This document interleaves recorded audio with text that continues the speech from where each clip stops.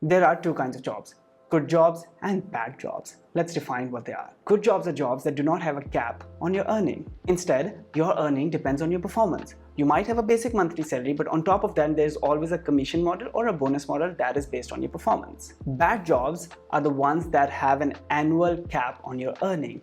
And these are usually the jobs that are seen pretty respectful by the society because these are the traditional jobs. Jobs of engineers and doctors and accountants. They have a cap on your earning and you would never be able to hit financial freedom before you are 30. So I recommend you go for the new age jobs. These are the jobs in the software engineering field, the blockchain programming, the AI, the designer, the creative writer, the communication skills job, any job that has to do with sales, because these jobs are performance based and these jobs are evolving so fast with the world that even a year seems like a long time.